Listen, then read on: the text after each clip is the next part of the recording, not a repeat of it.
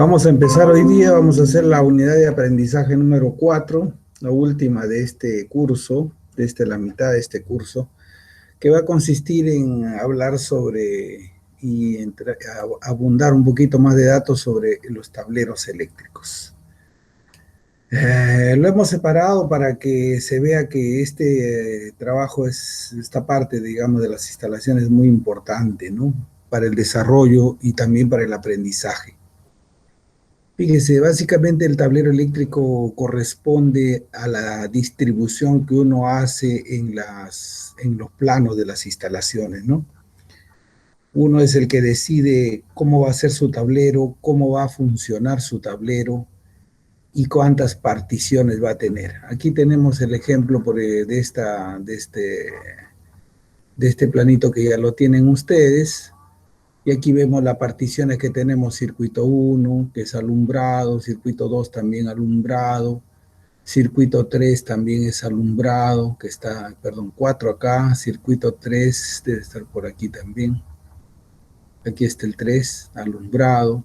Circuito 4 en el segundo nivel, alumbrado, como lo puede ver ahí, acá. Circuito 4 aquí. Acá. Circuito 5 también alumbrado, y así sucesivamente vamos disponiendo nuestras particiones de acuerdo a la distribución que nosotros propongamos, y a las unidades individuales, como son la cocina eléctrica, la lavadora que está aquí, la terma que está en el último nivel, o sea, el calentador de agua que está en el último nivel. A todas ellas le tiene que llegar energía. Las bombas de agua, que en este caso están en la parte posterior de la casa, también le tiene que llegar energía. Entonces la distribución básicamente está dividida en alumbrado, muchos circuitos de alumbrado de acuerdo a la cantidad de salidas que tengamos y a la formación de concatenaciones de máximo 12 uniones por cada circuito.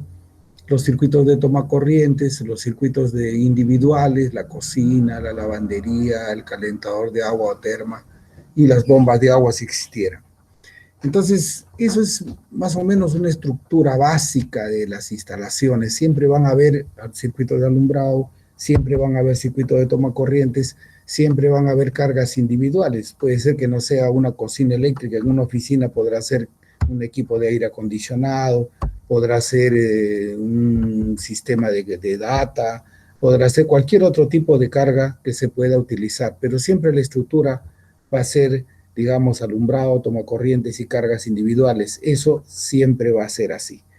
Si la edificación es muy grande, obviamente podrá estar subdividida la edificación en un tablero general y varios subtableros, si es que eso corresponde a la amplitud de la edificación. Pero lo básico es esto, y sobre esta base vamos a trabajar un poquito para desarrollar qué cosa es el tablero eléctrico, ¿no? Como vemos aquí, cuando hemos leído estos planos, los hemos ido ubicando en este diagrama que se llama el diagrama unifilar, que representa efectivamente lo que es el tablero, las unidades de control, el interruptor general, las unidades de control individual por cada circuito, el circuito alumbrado con su control de termomagnético y su control diferencial. Todos ellos van a trabajar bajo la misma premisa. Salvo los que sean subtableros y no tengan protección diferencial, pues los demás que son de acceso directo de las personas lo tendrán. Entonces, esta es la estructura que vamos a ir diferenciando y vamos a ir viendo de qué se trata. Todo este contenido que está en este diagrama representado, obviamente es una representación gráfica de lo que van a tener de protección los sistemas, se va a ver que tiene una traducción en la realidad. ¿Cómo es en la realidad ese tablero? Muy bien, vamos a empezar describiéndolo y diciendo que este tablero, la caja donde están contenidos todos los elementos, está representada en este diagrama por esta línea discontinua roja que usted ve. Es la que indica qué contenido tiene dentro del tablero. Y aquí vemos que tiene todos estos interruptores termomagnéticos, que ahí está su simbología, todos estos interruptores diferenciales que está en la leyenda su simbología, Y además de ello tiene una platina de puesta a tierra para hacer la puesta a tierra de todo el tablero. ¿Qué más tiene? Tiene pues todos los elementos que necesitamos, las platinas de cobre que están representadas acá en una línea roja para la distribución. Todo eso lo vamos a ver en vivo y en directo, por lo menos en fotografía en este caso, lo vamos a ver en la realidad. Y eso es lo que vamos a ir viendo. Muy bien. La definición, una caja o gabinete que contiene todos los elementos de conexión, maniobra, protección y medición. Cuando hablamos de medición es que hay algunos tableros que tienen algunos aparatos que pueden medir, pueden censar lo que se consume, pueden medir el voltaje, pueden medir la corriente eléctrica, pueden medir la potencia eléctrica activa, pueden medir la potencia reactiva, pueden medir la potencia aparente. O sea, ahora inclusive con la incursión de la electrónica en la electricidad como aparatos de medición, hay infinidad de aparatos que pueden medir hasta los armónicos que se forman en las redes eléctricas debido a las cargas que se colocan, ¿no? Los armónicos es una deformación de la onda principal, que es una onda sinusoidal, como lo hemos visto en el inicio del curso, que es una onda sinusoidal aparentemente ideal, que va caminando haciendo una frecuencia determinada en corriente alterna. Esa onda realmente está formada por muchísimas componentes. A esas componentes se llaman los armónicos. Si ustedes llevaron el curso ¿cómo se llama? De transformada de Laplace y el otro que se llama, bueno, ahorita me olvidé, también es donde se estudiaba justamente este fenómeno de las ecuaciones diferenciales, ¿no? Entonces, todos esos fenómenos se vienen a representar en la electricidad y los aparatos de medición pueden tener también esos alcances, o sea, pueden tener muchísimas variaciones y muchos parámetros que se puedan censar. No es el caso de las unidades de vivienda pequeños, porque las unidades de vivienda pequeñas obviamente no se dan el lujo de poner un aparato que cuesta tanto como el tablero principal, ¿no?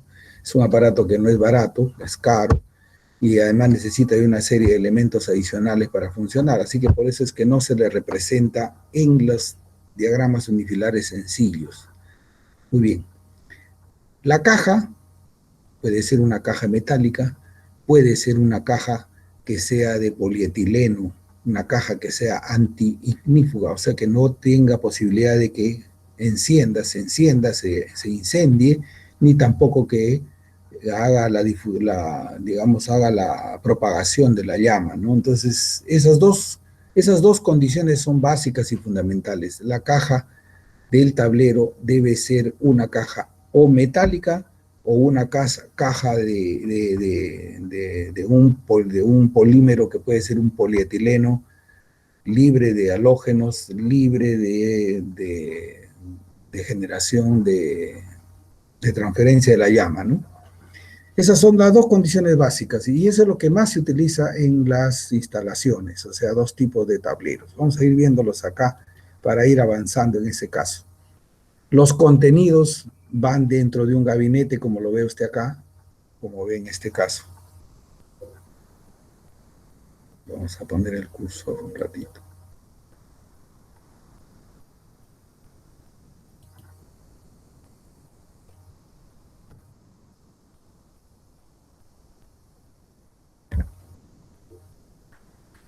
Como usted ve, si es una caja metálica, será una caja que tenga el contenido completo de los equipos que van dentro del tablero, el interruptor general, en este caso un interruptor grande, digamos, por la capacidad de la instalación. Esto tiene que ver con su demanda máxima, tiene que ver con la capacidad del sistema, y luego sus circuitos derivados que usted lo ve aquí, ¿no? En una representación. Los colores de estos equipos y las formas de estos equipos corresponden a la tecnología de los que están hechos. Hay algunos como estos, por ejemplo, que son acá en negro, esta segunda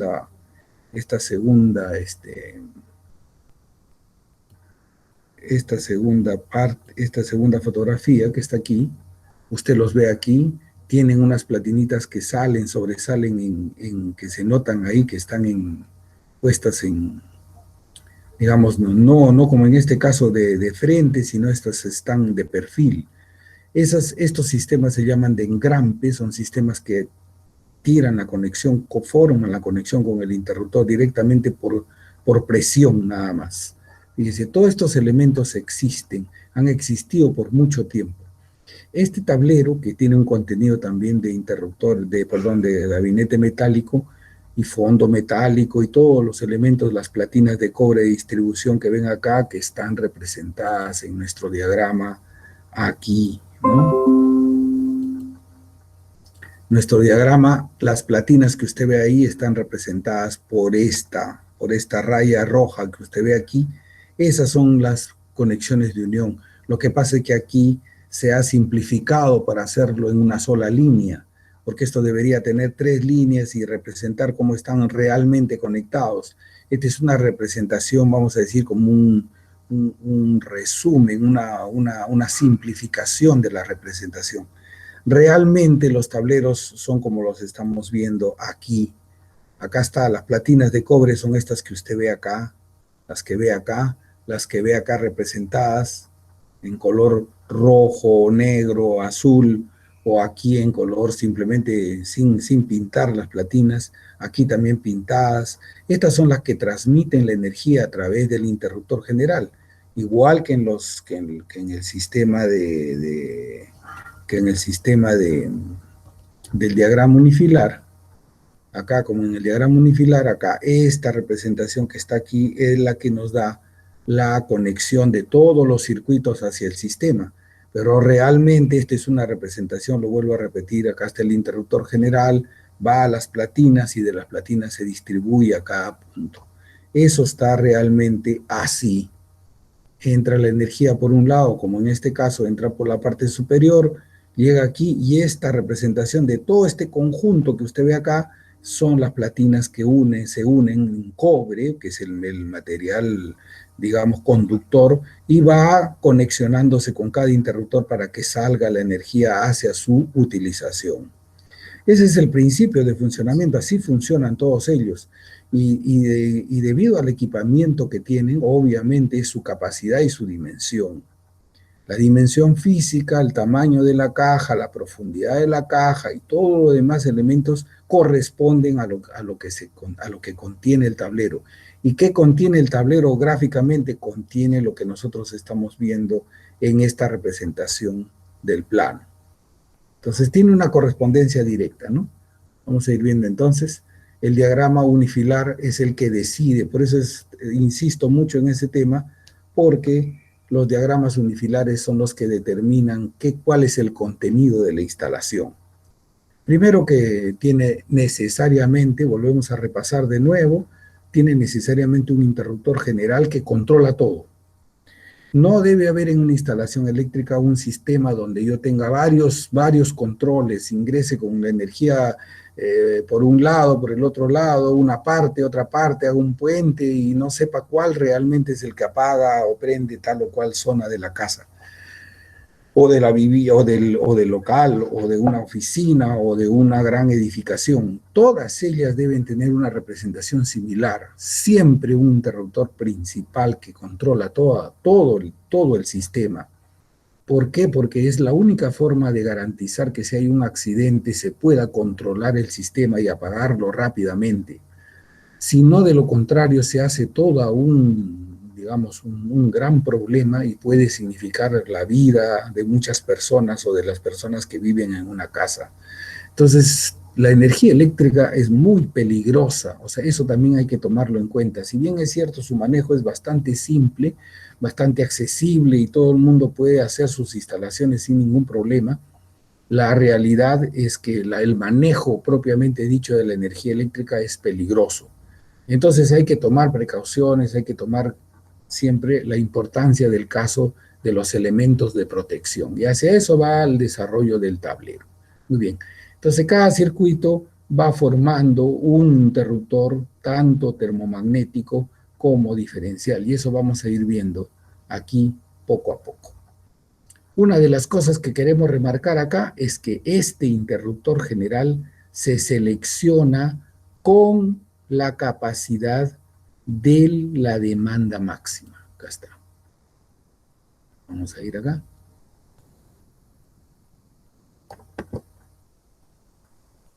El interruptor se selecciona con la capacidad de la demanda máxima. Ahí está.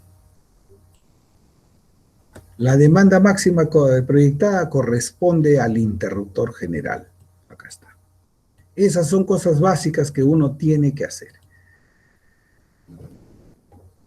¿Por qué se toma la demanda máxima como el cálculo de este interruptor? Porque cuando funciona un sistema como este que tiene muchas particiones, lo que nosotros no podemos deducir es cómo van a funcionar realmente cada una de esas partes. Si van a funcionar todas a la vez, que es muy difícil y muy raro en una instalación que eso suceda, o si van a funcionar por partes. De repente uno está en el primer piso, prende un circuito, prende otro, pero no prende el tercero. Tiene una batería de tomacorrientes y solamente tiene conectadas 2, 3 posiciones de los tomacorrientes, no las 12 salidas que tiene.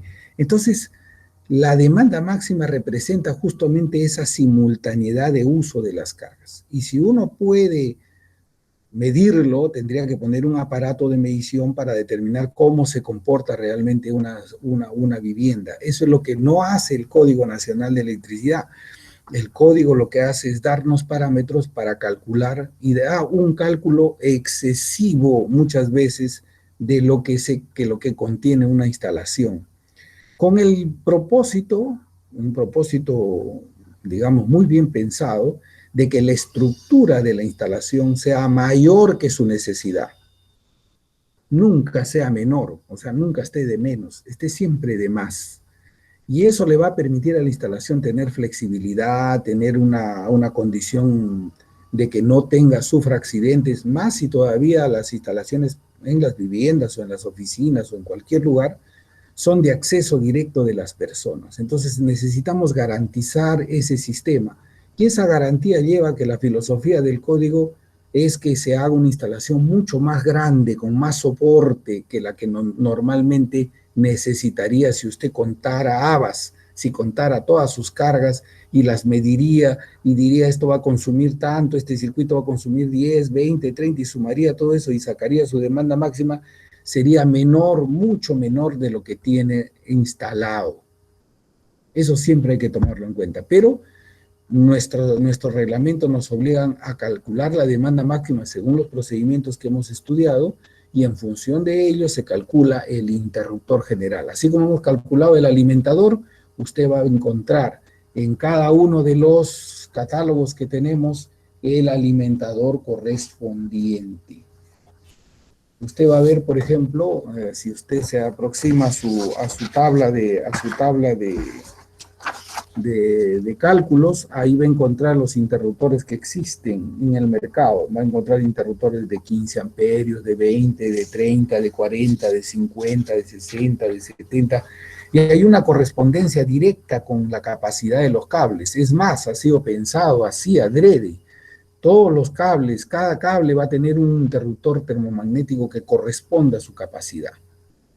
Entonces, ese conjunto, esa conjugación entre la fabricación de cables y fabricación de interruptores es la que permite hacer estas protecciones adecuadas. No se selecciona por demás, o sea, no debo poner un interruptor termomagnético de una gran capacidad para un cable de muy poca capacidad. Eso es justamente las fallas más grandes que se tienen en la electricidad.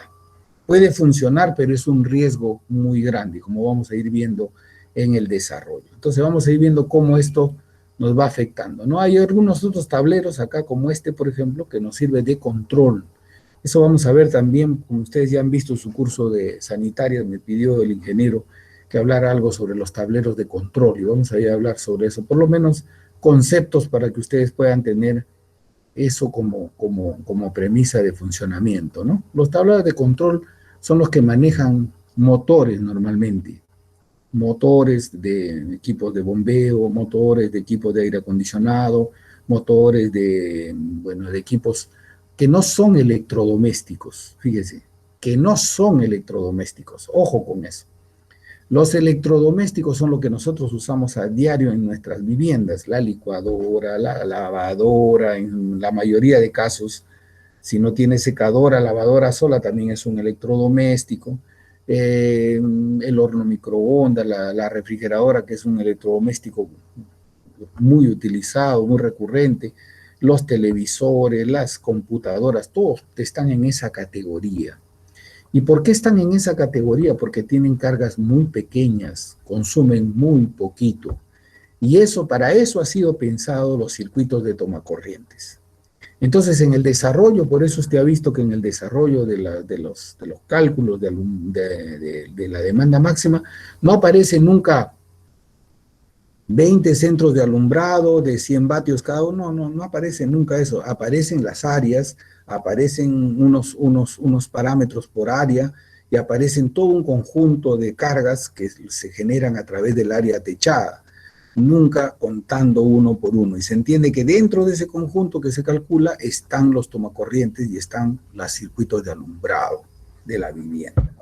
Muy bien, estas cargas entonces van a tener unos tableros especiales que vamos a ir viendo más adelante.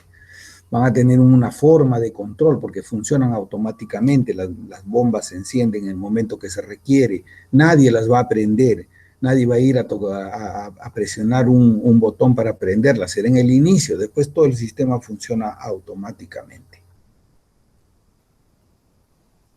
Muy bien. Por supuesto que hay normas para fabricación de estos tableros, normas muy sofisticadas, la norma IEC 61439, para los que quieran abundar en conocimiento, la norma NEMA 250, la NTP 370053, que son normas que en realidad nos dan las pautas de los materiales, las pautas de cómo se deben seleccionar los interruptores. Todo ello nos da las distancias de seguridad entre las zonas que están activadas, que tienen energía eléctrica, y las zonas que no las tienen, las zonas muertas, dentro de este equipo, dentro de este gabinete que contiene equipos eléctricos, ¿no? Y entonces volvemos a repetir lo que hemos dicho muchas veces, pero otra vez insistiendo en lo mismo.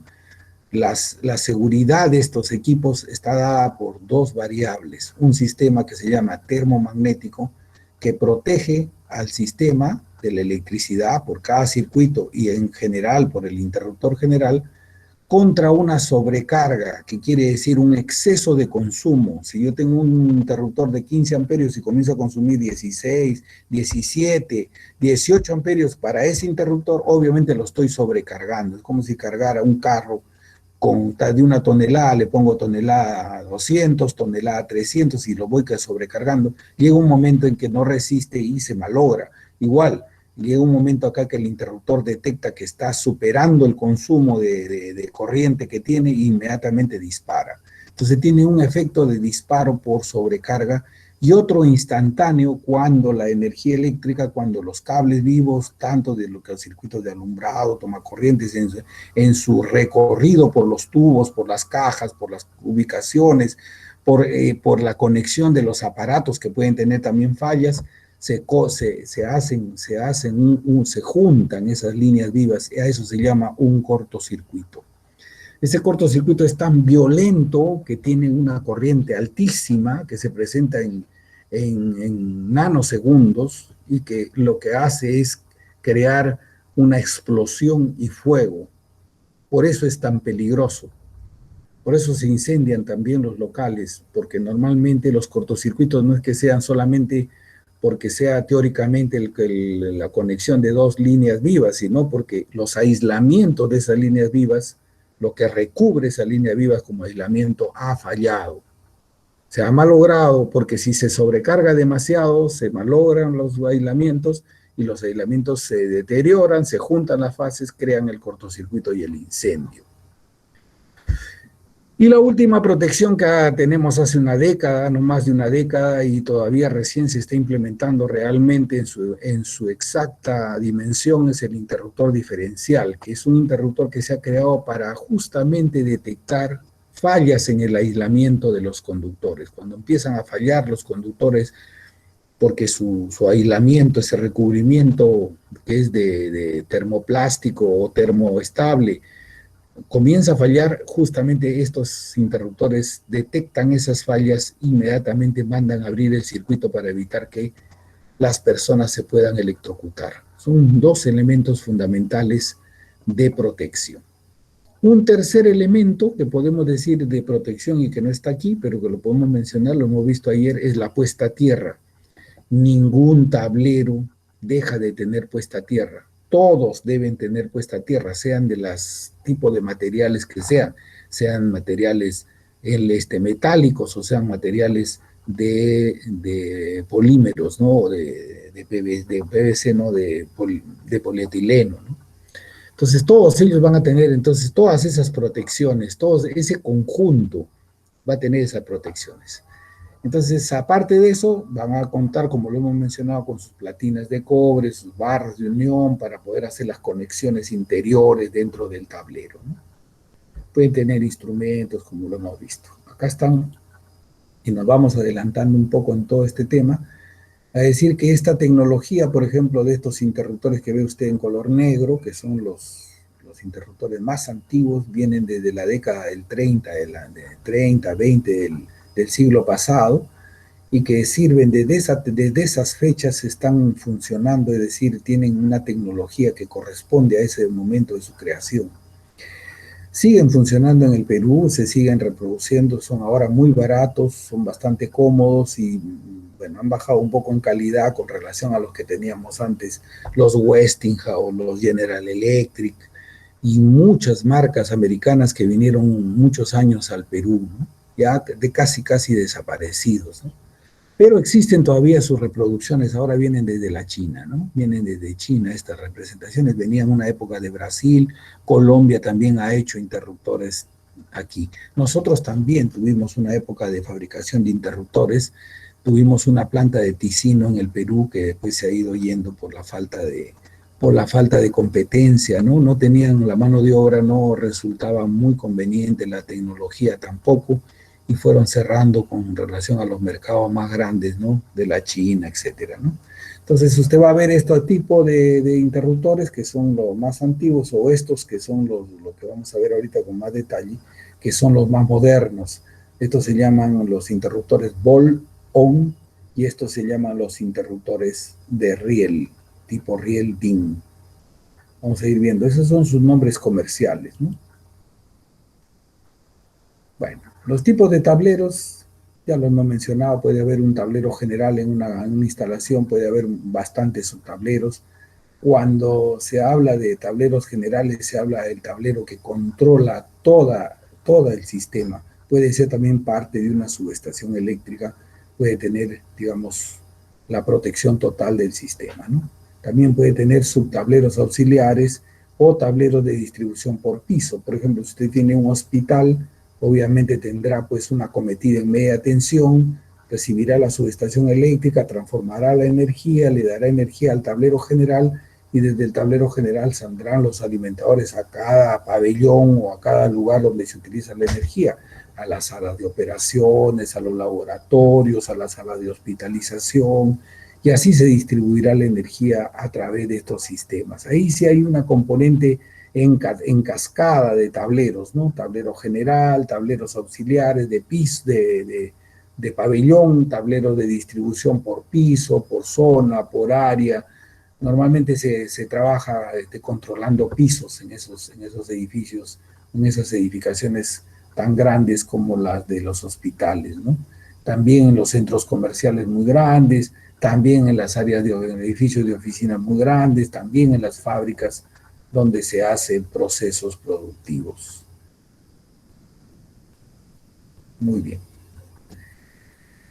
Como lo hemos mencionado, los tableros deben tener fabricados resistentes al fuego, deben ser autoextinguibles, o sea, no propagar llama, no ser resistentes al agua, no mantener humedad dentro de su material, resistentes a la corrosión. A los que son metálicos se les pinta, se les hace un proceso de tratamiento, a veces galvanizado o con pinturas especiales para protegerlo, para adecuarlo al medio. No es lo mismo un tablero ubicado en una vivienda dentro de una casa, digamos, cerrada, que un tablero expuesto a la intemperie, colocado en, bueno, vamos a decir, en una zona abierta. O sea, todos ellos tienen, cada uno tiene una forma de fabricarse, ¿no? Pero en general deben ser metálicos o de material resistente al fuego, ¿no? Deben contar siempre, como lo menciona ahí, una bandeja de frente, o sea, usted no debe abrir el tablero, lo que quiere decir esa parte de allí, que usted no debe abrir el tablero y encontrarse con las partes vivas que están haciendo las conexiones. Debe tener siempre una plancha o una tapa que le permita, que le impida que usted pueda o cualquier persona pueda poner la mano dentro de ese sistema. El sistema de distribución de esto es un sistema que donde está la corriente eléctrica viva, pasando por esas platinas, haciendo las conexiones. Eso hay que impedir que las personas puedan acceder. Solamente se puede hacerlo al destaparlo, quitarle las tapas y ver el funcionamiento interior, ¿no? Pero eso es para los que manejan la electricidad, para los técnicos o los ingenieros que vayan a ver esos sistemas, ¿no? Muy bien. Los grados de hermeticidad corresponden, como lo he dicho, a la zona donde se van a ubicar.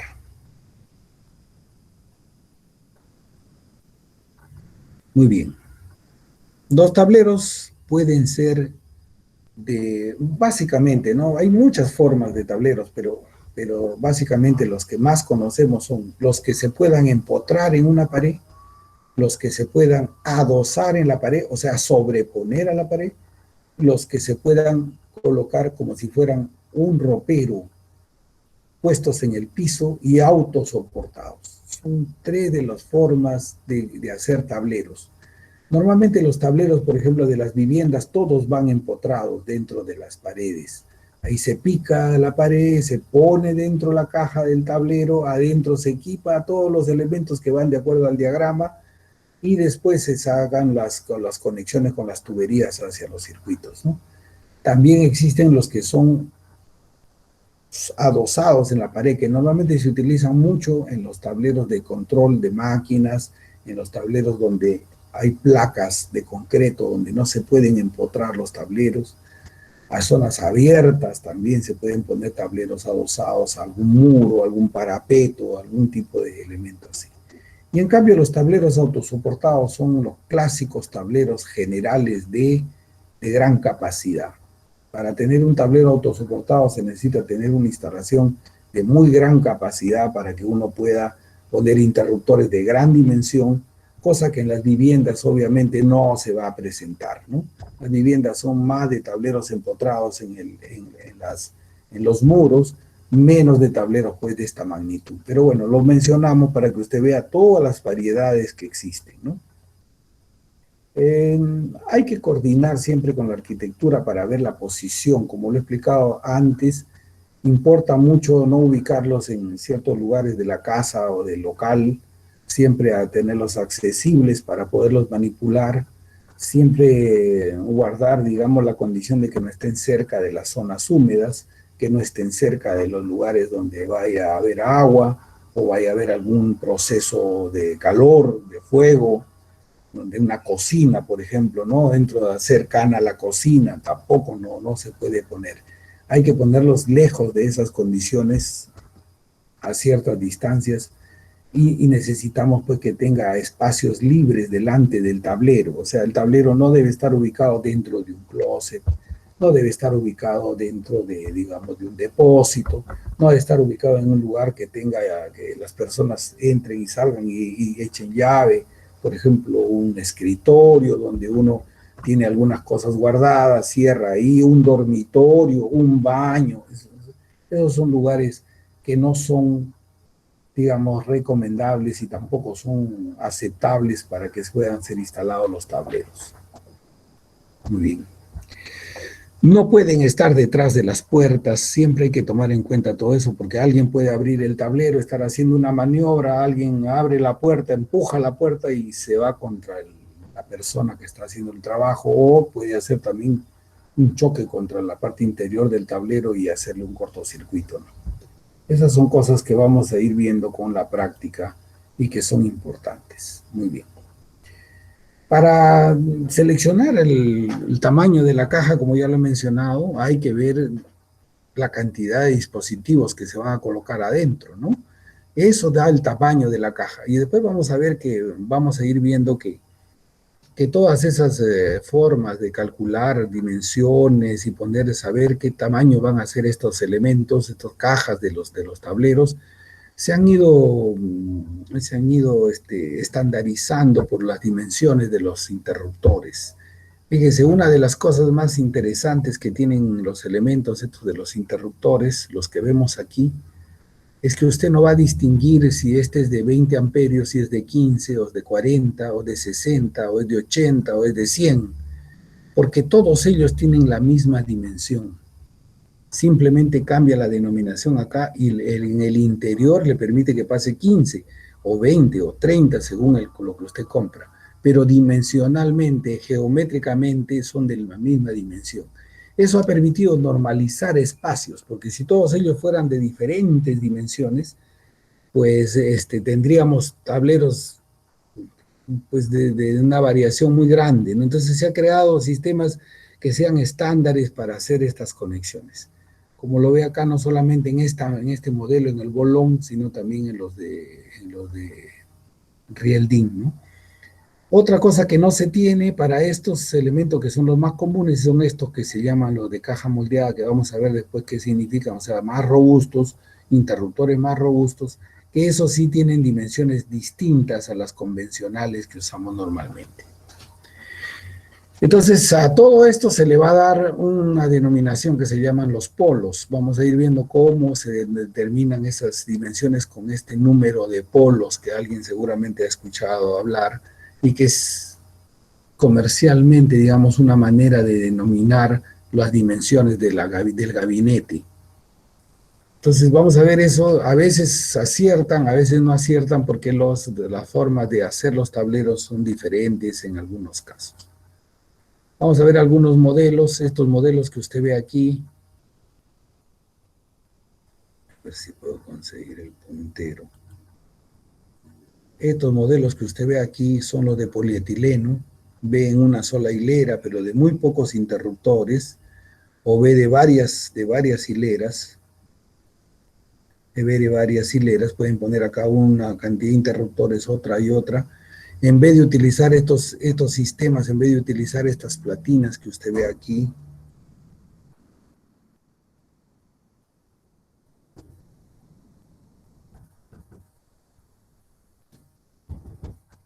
En vez de utilizar estas platinas que usted ve aquí, estas platinas de cobre, en vez de utilizar estas, va a utilizar otro tipo de elementos de conexión que se llaman los peines, también de cobre, y se van uniendo, se llama peines a ese sistema de conexión. Todo esto es para comercialmente hacer más competitiva la venta de estos elementos, ¿no? Los que son de polietileno cuestan mucho menos que los que son de fierro, ¿no? Los que son de planchas de fierro, ¿no? Así que hay que tomar en cuenta todas esas cosas. Además, estos de polietileno también tienen mejor acabado, se utilizan mucho digamos, en áreas, por ejemplo, de las viviendas donde se ponga junto a la cocina, para tener una parte estética un poquito mejor que la de plancha. Es cuestión de gustos, ¿no? Pero también ha incursionado mucho en el mercado. Lo que pasa es que si hay muchos circuitos, ya el de polietileno es una manera muy difícil de manejar. Pero para instalaciones pequeñas se recomienda también hacerlo de esta manera. Son muy prácticos, muy rápidos, no hay que mandar a fabricarlos, se compran por series, ¿no?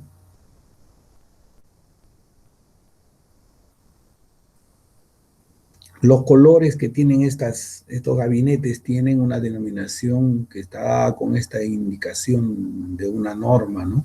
Que es el sistema RAL 7035, RAL 7032, si son plomos, si son beige, que son los materiales que más se utilizan, ¿no?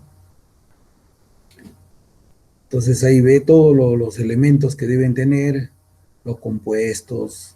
Ahora hay un índice de protección del tablero en el sentido de que usted tiene tableros que impiden el paso del agua. Unos impiden solo gotas de agua, otros impiden el paso hasta de un chorro de agua. Cada uno de esos va a tener un grado de protección que se llama el grado de protección IP. IP, el grado de protección que le permite al tablero protegerse de polvo y protegerse de agua. Y esos dos elementos se toman. Entonces no es lo mismo comprar un tablero o un gabinete con un grado IP40, que no protege, digamos, más que con una cierta protección, que un IP44 o que un IP65, ¿no? Que van en ascenso. Cada vez que van en ascenso, vamos a ver una tabla ahí, cada vez que van en ascenso, el 40 protege solamente unas partículas de polvo y algo de gotas de agua. El IP44 será mejor en las partículas de polvo y también será mejor en la cantidad de agua que deja pasar. El IP55 será mucho mejor, no deja pasar ni polvo ni agua, y el IP65 es absolutamente hermético. Entonces así van en esas condiciones, ¿no? También hay un grado de protección para el impacto, o sea, cuando algo lo puede chocar al tablero, una piedra o un elemento que esté fuera, también tienen grados de protección al impacto que se llaman los grados IK. En los metálicos el grado IK es, de hecho, que es bastante alto, en cambio en los de polietileno es un poquito más relativo, porque obviamente no resisten pues el impacto de golpes ni de temperatura, ¿no?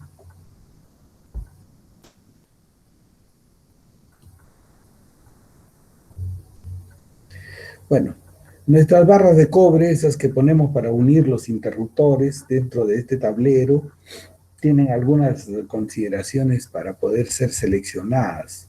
Tienen dos normas de selección, una que se llama la ISO, que es la norma europea que le permite tener a estas platinas hasta 3 amperios por milímetro cuadrado, con el objetivo de no superar 60 grados centígrados. Y la norma ASA, que solo le permite 2 amperios por milímetro cuadrado para no superar, según ellos, 40 grados de temperatura.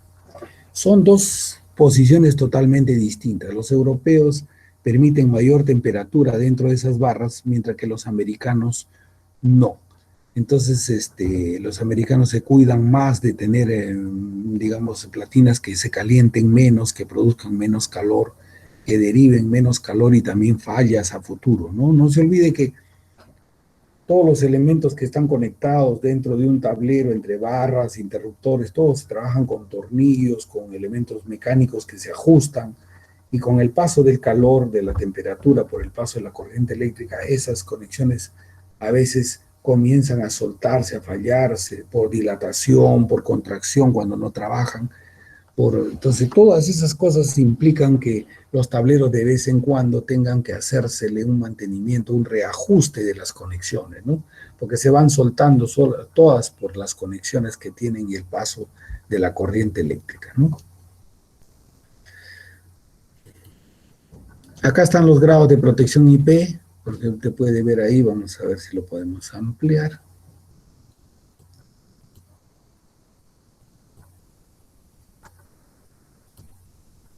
Ahí está. Para el caso de leer estas tablas, solo se toman dos números nada más del sistema. La última tabla del IP no se utiliza. Las dos primeras, por ejemplo, el 40 que hemos visto es protegido contra objetos sólidos hasta de 1 milímetro, y 40, el 0, sin protección contra líquidos.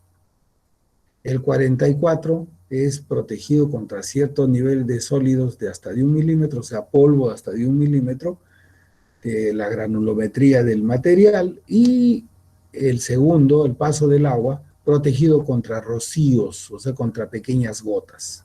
En cambio, el IP65 o 55, por ejemplo, protegido contra polvo, para cualquier polvo, tamaño de polvo, y el 5, el protegido contra líquidos, protegido contra chorros de agua a baja presión, o sea, un manguerazo, un baldazo de agua, ¿no? De baja presión. Y el 65 totalmente protegido contra polvo y protegido contra fuertes chorros, o sea, puede ser una manguera esas de contraincendio que le caiga un chorro de esa, le caiga al tablero y no le pasa nada. Acá están también los golpes del impacto que tiene el código IK, el IK05, que es el más común, tiene acá desde dónde le pueden lanzar el objeto, de qué peso, de qué masa y cuál es la capacidad que tiene para resistir ese impacto. Muy bien. También existen protecciones con la norma americana que se llama la norma NEMA, ¿no? El equivalente al IP. También van a encontrar en el mercado tableros protegidos por norma NEMA 1, NEMA 2, NEMA 3, que son más o menos los mismos que los IP, ¿no? Aquí los tenemos en equivalencia. La NEMA 1 es equivalente al IP 23, la NEMA 2 es al IP 30, la NEMA 3 es al IP 64. Como ve, tiene sus denominaciones, ¿no? La NEMA 4 tiene al IP 66. Todas ellas no coinciden, obviamente, porque son dos normas totalmente distintas en su configuración. Muy bien, y ahora vamos a entrar a hablar sobre los interruptores. ¿Alguien tiene una pregunta sobre esto?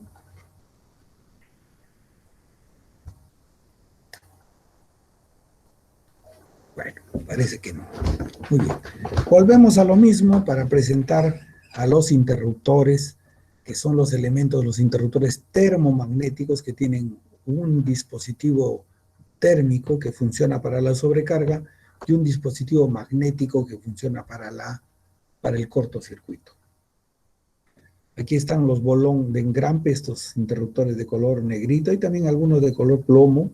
No son todos en esta misma configuración, pero bueno, estas son las fotos que hemos conseguido. Se clasifican de acuerdo en vez de decir, este es un interruptor monofásico porque tiene dos conexiones para que ingresen dos cables aquí en 220 voltios o en cualquier otro voltaje, se le llama, en vez de decir monofásico, se le llama de dos polos. Y en vez de decirle trifásico, se le llama de tres polos. Así se habla en el lenguaje de los interruptores. Por eso usted va a encontrar un interruptor tripolar o un interruptor bipolar.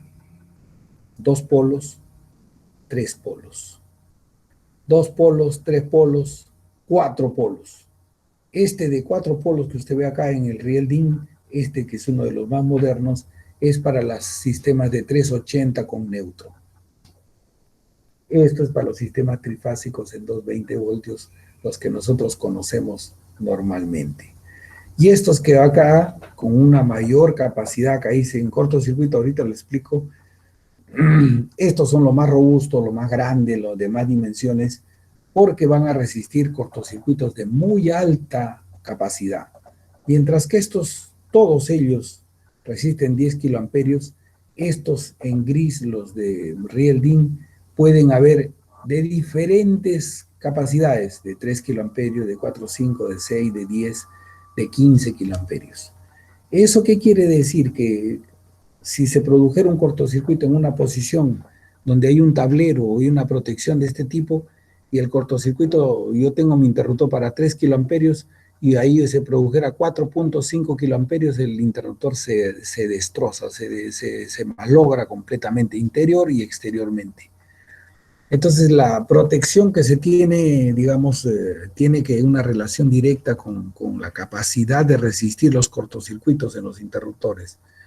Estos negritos, todos ellos vienen en 10 kiloamperios, mientras estos sí hay diferencias, y cada diferencia de kiloamperios de resistencia al cortocircuito del material del que está hecho el tablero, perdón, el interruptor, esa resistencia hace el precio. No es lo mismo un interruptor de 3 kiloamperios que cuesta más barato que el de 4.5, más barato que el de 6 y por supuesto más barato que el de 10. Si los queremos comparar o equiparar, normalmente se trabaja en los tableros con 10 kiloamperios en la mayoría por una tradición que se tiene, porque estos fueron los primeros interruptores que llegaron. Pero realmente en las viviendas habrá pues entre 3 y 4.5 kiloamperios, ¿no? A veces consumimos interruptores de muy alta capacidad sin necesitarlo.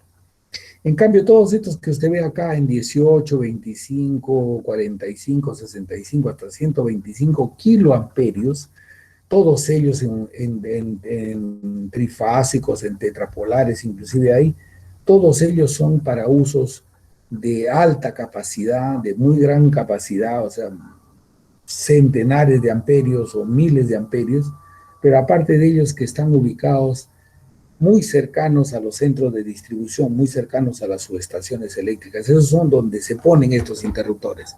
Normalmente en las áreas interiores pocos se ponen, o se puede poner uno como cabecera del tablero y los demás son interruptores sencillos, ¿no?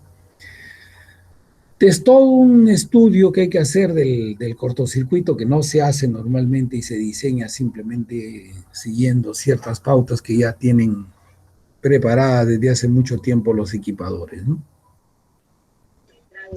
Señor, disculpe una pregunta. Dígame, acá les escucho. En la imagen anterior, donde dice interruptor termomagnético tipo riel, ese que está al último en la parte derecha, ¿por qué Sí. tiene, sí, por qué tiene cuatro? No, no Tiene, entiendo. Porque tiene cuatro, miren, nosotros normalmente hemos visto conexiones monofásicas que serían estos bipolares, ¿no es cierto? Conexiones trifásicas que serían estos tripolares. Pero existe un sistema, no se olvide usted que hemos mencionado al comienzo del curso, que se llama el sistema 380 con neutro.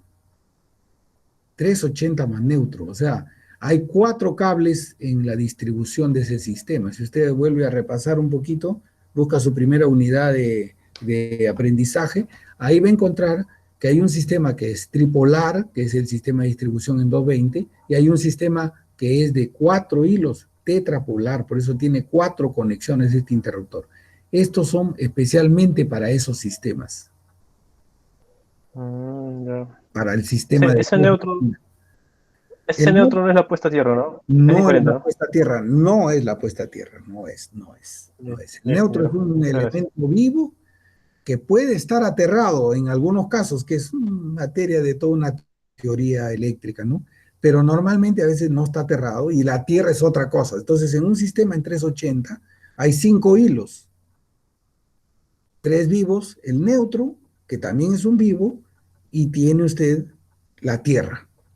En cambio, en el sistema trifásico hay 3 hilos más la tierra, 4, que usted ve siempre que todos los alimentadores tienen esa conformación. Inclusive los hemos ido seleccionando de repente ustedes involuntariamente siguiendo una planilla de cálculo, ¿no? Pero si usted va pensando un poquito más, se va a dar cuenta que tiene una estructura así. El neutro, perdón, la tierra no entra como cálculo, como conexión viva. Y en el monofásico también tiene 3 hilos, pero no porque tenga 3 líneas vivas, sino 2 líneas vivas y la tierra. ¿Bien? Muy bien. Acá también hay tetrapolares, ¿eh? Por si acaso, ya los ve. 1, 2, 3, 4. ¿Ya? Acá también hay 3. 1, 2, 3. En la de abajo, en la de caja moldeada. Muy bien. Acá les damos, fíjense, todos los interruptores que hay en Bolón, los más comunes, el de 15, el de 20, el de 30, no hay 25, 40, 50, 60. Estos son los que hay en forma nominal, los que se venden en el mercado. En cambio, en el Real DIN, que es las fotos que usted ha visto acá, este tipo, o sea, estos Bolón son estos negritos, en lo que son en engrampe y en tornillo. En cualquiera de las dos. Tienen las mismas características. Hasta 100 amperios no más llegan. En cambio, en los Real DIN hay de 20, de 16, no hay 15, hay 20, 25, no hay 30, hay 32, no hay 50, no hay 60, hay 63, no hay 70, hay 80 y 100. Correcto. Y después, en caja moldeada, que son esos interruptores que usted ha visto acá, en estos que están aquí, usted tiene esta relación de fabricación, 20, 25, 32, 40, 50, 63, 80, 100, 125. Toda esta formación, con estos valores hay que conciliar los conductores. El interruptor nunca debe ser mayor que la capacidad del conductor. Siempre debe ser igual o menor. Igual o menor. Esa es una regla de oro para las instalaciones. Con eso usted garantiza que la instalación nunca sufra un problema. Si usted pone un interruptor mayor a la capacidad del cable, puede generar sobrecarga. La sobrecarga puede generar el deterioro del aislamiento y el deterioro del aislamiento puede generar un cortocircuito, que es lo que normalmente usted ve en los locales informales, clandestinos de nuestro Perú. y no es porque la gente adrede lo haga así, a veces por economía, la gente que maneja la electricidad hace esas conexiones de esa manera, funciona hasta que revienta el asunto y termina destrozando todo eso, hasta su economía, ¿no? A veces no por una cuestión de ideas que tenemos nosotros mismos, no buscamos nuestra propia protección, no hacemos las cosas como deben ser, y entonces hay que tener mucho cuidado. La electricidad es, como les digo, bastante práctica y aplicativa. Es un sistema que se debe conocer muy bien siempre. Uno debe saber qué hay en el mercado, qué se instala, cómo se compra, con cuántos kiloamperios, con cuántos amperios, si son bolón, si son rieldín. Esas son terminología que uno va a manejar por siempre en las edificaciones. No, no digo que los que se vayan a dedicar a hacer carreteras pues vayan a estar comprometidos con este sistema, pero los que van a edificar, los que van a ser constructores de edificios, constructores de locales comerciales, constructores de viviendas, todos ellos van a tener que rozar con este sistema de todas maneras. En algún momento van a chocar con los tableros y se necesita tener ciertos conocimientos para evitar perder dinero, no solamente porque se haga una mala compra, sino porque se escoge mal y porque a veces eso se lleva a un accidente, ¿no? Muy bien. También le damos la capacidad de las platinas de cobre para que usted vea que todos los elementos que se utilizan están tabulados en capacidades. Por ejemplo, esta de 12 por 2 milímetros tiene su peso. Si está desnuda, lleva hasta 110 amperios. Si está pintada, hasta 125 amperios. Pero esta capacidad que usted ve aquí, no lo dice, por supuesto, la tabla, es para que no supere 60 grados centígrados. Porque el material podría dar mucho más, pero se trata que la platina no llegue a más allá. Normalmente, fíjese, si usted detecta los tableros, va a ver que cuando se calientan demasiado, 80 grados, 100 grados, el calor es muy grande, es porque se ha escogido platinas de poca capacidad y entonces se recalientan, ¿no? Comienza el proceso de recalentamiento. Ese es el problema. Entonces, también hay que tener cierto cuidado con estos materiales, ¿no? Al ver los tableros, hay que ver su dimensionamiento y sus capacidades. Acá le damos todas esas condiciones para que usted pueda tomar decisiones sobre esos temas. Muy bien. Más ejemplos sobre los tableros. Fíjese, acá tenemos los que son empotrados, ahí los ve, todo está dentro de la pared, tiene una tapa que cubre ese borde del picado, del resane, acá la tapa, ¿no es cierto? Y tiene una tapa de protección para que la persona que está manipulando no tenga acceso directo a donde están las platinas, sino esté todo cubierto. ¿Bien? Aquí los tableros por dentro, los que son adosados, fíjese, el interruptor general, los interruptores derivados, las platinas de cobre de unión, esa que acabamos de ver, para estar colocados sobrepuestos en la pared o adosados. Por supuesto que esto tiene todavía encima su cobertura, su cubierta para evitar que se vean todas estas, y encima todavía la puerta del tablero. Este es otro sistema, estos son los autosoportados, como ve, interruptores de gran capacidad, 1000, 2000, 3000 amperios, 1500.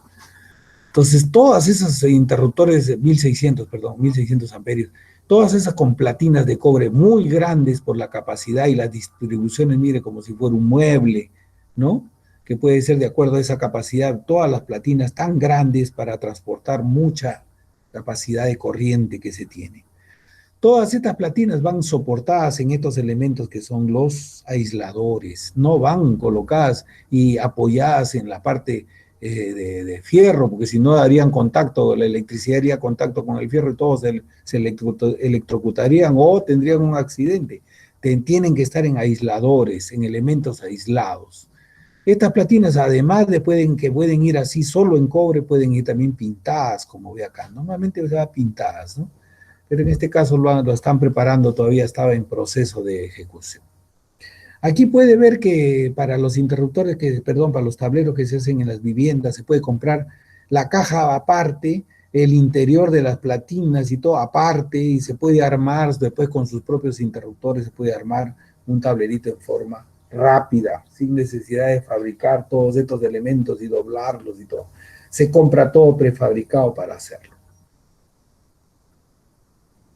Acá están los de polietileno, miren, diferentes formas. Uno que es de 1, 2, 3, 4, hasta 4 etapas, ¿no? 4 filas. Acá de 3 filas, de una sola fila. Y en cada fila probablemente haya 5 o 6 interruptores monofásicos, no 6 por 5, 30 interruptores. O sea, tienen capacidad igual que estos para poder ser colocados, lo que pasa es que crecen también en dimensión, ¿no? Lo que más le llama la atención siempre a las personas es este acabado de la puerta, con una puerta transparente, ¿no? Con una cosa así que le da algún otro acabado a la instalación. Y para unir estos interruptores, tienen acá los elementos que les he mencionado, que se llaman los peines. Fíjense cómo se unen con unas platinas de cobre que van unas detrás de otras para ser colocadas aquí los interruptores, los de Rielding, y van unidos con estas platinitas, una sí, una no, y todas ellas dentro de unas protecciones de polietileno. Para que tengan una idea de lo que existe en el mercado de la fabricación de estos sistemas, ¿no? Acá, otro sistema más antiguo, fíjese usted, los sistemas que están dados en bolón, porque este era un sistema para el bolón, no tienen interruptores diferenciales estos, pero sí trabajan con este parámetro que se llama el número de polos. Estos bolón, que es un sistema americano traído desde Estados Unidos en el inicio, es un sistema que trabaja todos ellos con número de polos, pero sin diferenciales. Todavía acá no había diferenciales, entonces las dimensiones que tienen acá es sin diferenciales por si acaso.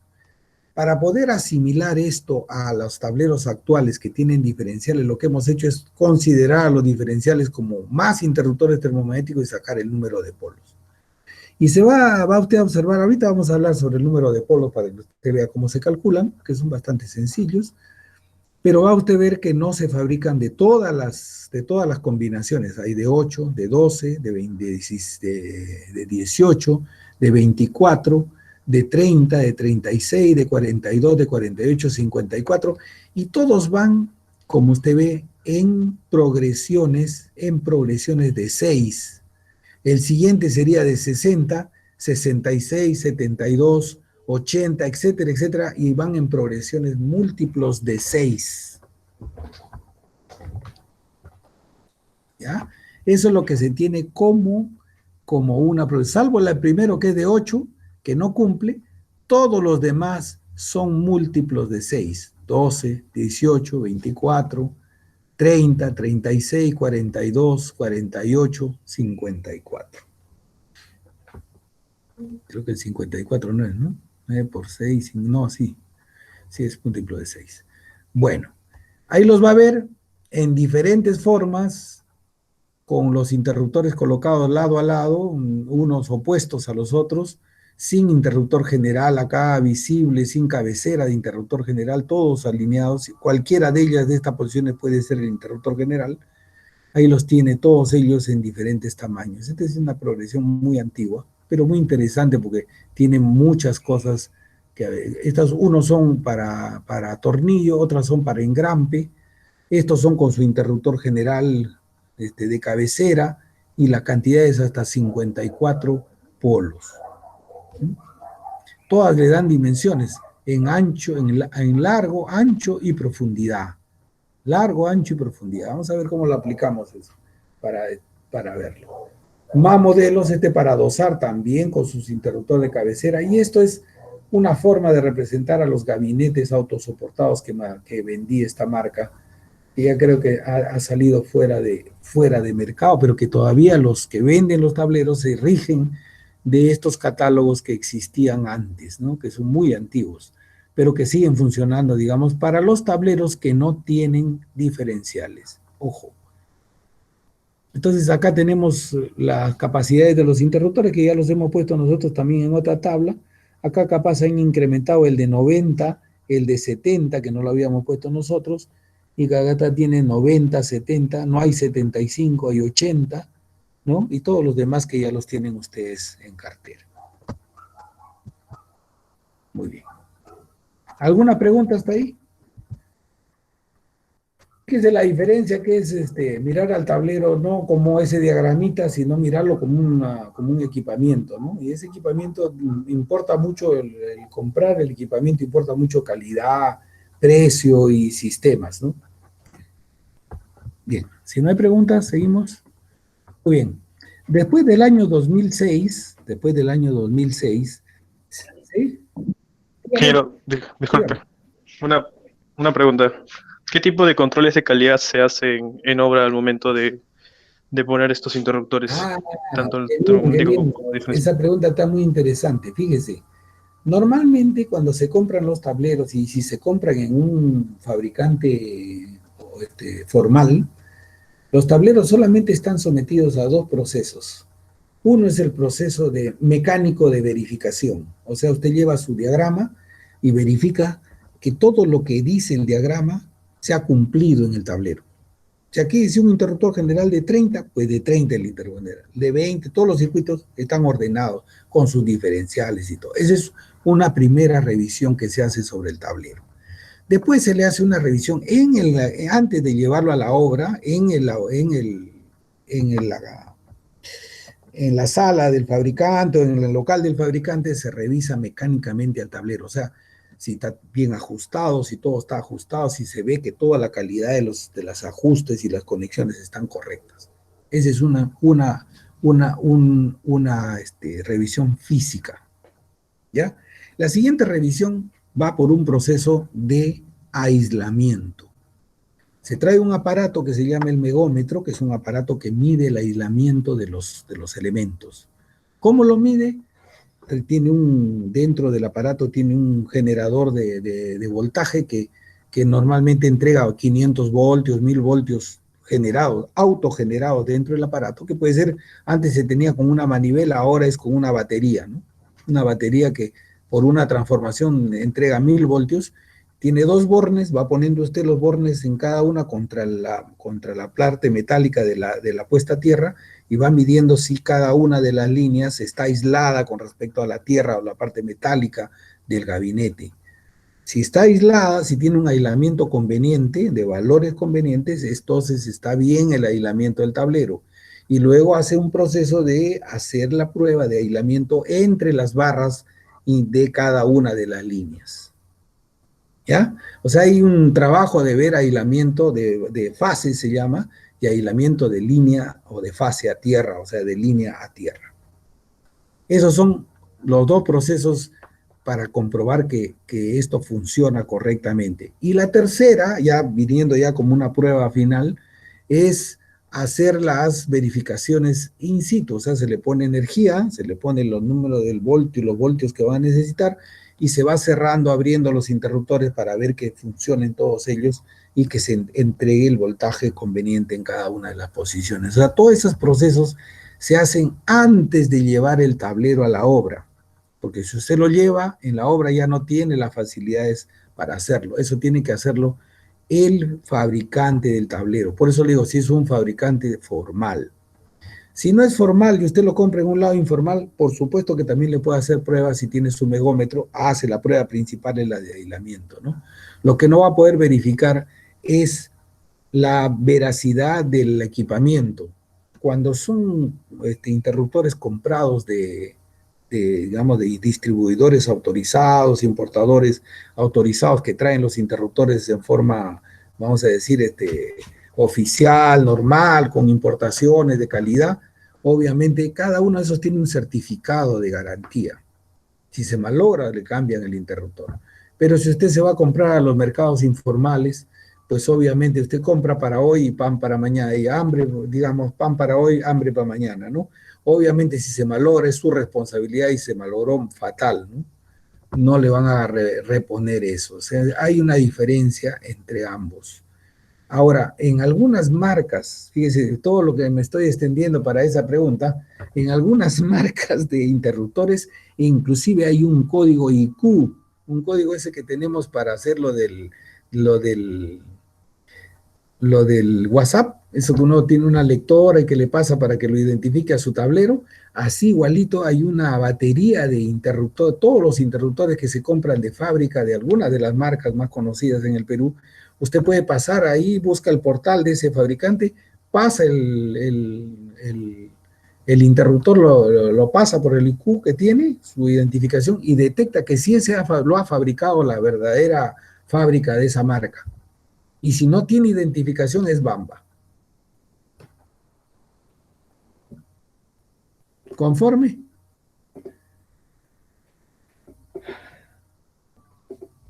El que preguntó, ¿está conforme? Pregunto yo. Ingeniero, muchas gracias. Muy bien, señor. Fíjese, todos esos procesos son importantes en obra, todos son importantes, porque al final, a ver, hay otra cosa importante que ustedes tienen que ir tomando concepto. Las edificaciones no solo son concreto, es cierto que el concreto es fundamental, el acabado de la arquitectura es fundamental, pero no se olvide que un local funciona hoy día, una edificación, si hay electricidad. Y si la electricidad está bien instalada con sus tableritos, con sus salidas, con sus artefactos correctamente, bien iluminado, el local crece en prestigio, en prestancia, ¿cómo se llama? En valor. Si usted hace una mala instalación eléctrica, si compra materiales de mala calidad, si pone cosas que no son las correctas, usted va a tener un pésimo desempeño de esa edificación, a pesar de que usted le haya puesto el mejor acabado en arquitectura, le haya puesto lo mejor del concreto que tenga de resistencia a los terremotos o a todas las condiciones físicas que se tengan. No se olvide usted de eso. Siempre la parte importante de funcionamiento de una edificación está en la parte sanitaria, que debe funcionar correctamente, los baños, todo lo que tiene la sanitaria debe funcionar perfectamente, y las instalaciones eléctricas también. Tómese ese concepto, porque eso es así en el mundo comercial y en el mundo real de las edificaciones, ¿no? Bien. Un ratito vamos a hacer un alto para tomar un ratito la asistencia, discúlpenme. Un minutito y ya volvemos para hacer eso. Vamos a hacer la asistencia.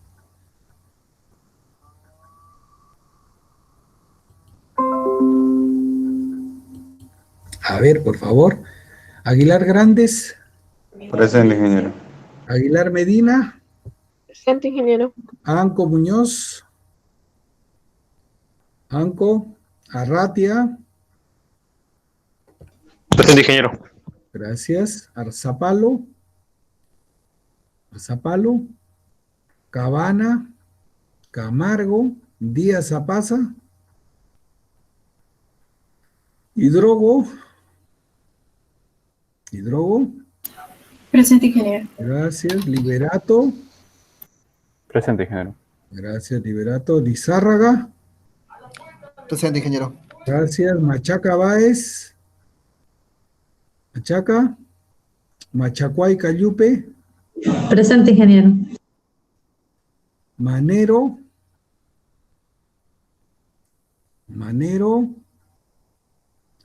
Morón. Presente, Morón, ingeniero. Ya, Pacheco Vargas. Palma Picoy. Pumacama. Quispe González. Presente, ingeniero. Puma. Ya, gracias. Quispe González. Presente, ingeniero. Gracias. Quispe Pocohuanca. Presente, ingeniero. Gracias. Roda Simbrón. Presente, ingeniero. Gracias. Salas Arciniega. Santos Cornejo. Presente, ingeniero. Torres Adán. Zacarías. Ahí está. ¿Alguien? Ingeniero Zacarías dice presente por el chat. Presente, ya, gracias, hermano. Muchas gracias. ¿Alguien más que no lo he llamado?